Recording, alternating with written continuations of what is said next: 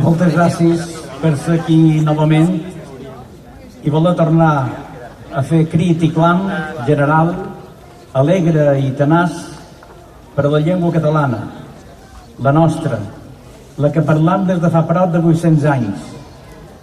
Gràcies, moltes gràcies per respondre afirmativament i en aquest sol de justícia a la crida de les entitats que han convocat aquest acte encapçalades per l'obra cultural que enguany fa 55 anys.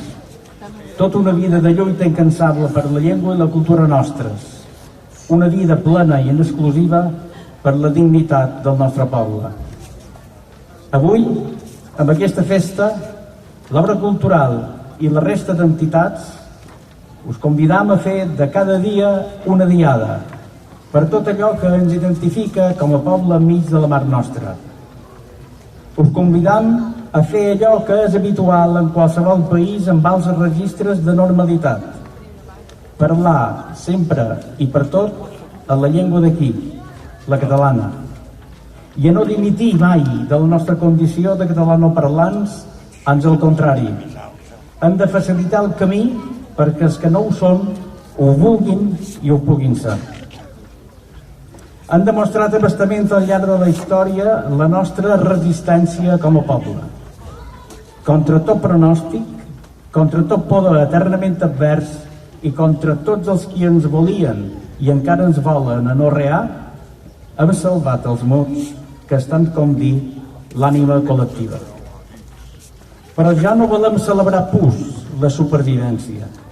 Ara volem viure plenament i digne en català, en la llengua que hem heretat i que volen deixar en herència en condicions esplendoroses. I us convidem també a mantenir la vigilància extrema perquè no hem de consentir mai més cap altra argolla, ni greuge, ni reculada en la vigència dels nostres drets lingüístics. L'obra cultural manté aquesta guàrdia permanent des de la responsabilitat que sempre ha presidit les seves accions. I és des d'aquest ferm compromís en la nostra llengua i cultura que tornem a demanar a les nostres administracions públiques, com ja feren fa un any, que inverteixin molt més en pressupostos i esforços en l'àmbit sociocultural, lingüístico-cultural, que hi actuïn amb determinació, sense complexos i sense por, senzillament perquè és el seu deure i perquè és en benefici de tota la ciutadania illenca.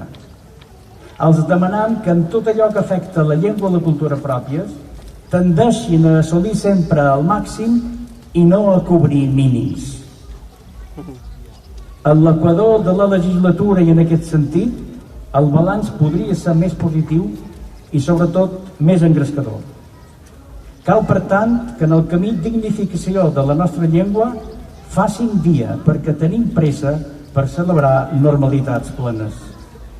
I que no oblidin que el temps que no aprofiten per augmentar el nostre benestar lingüístic o cultural, altres, segur, que l'aprofitaran tot per donar-li mala vida.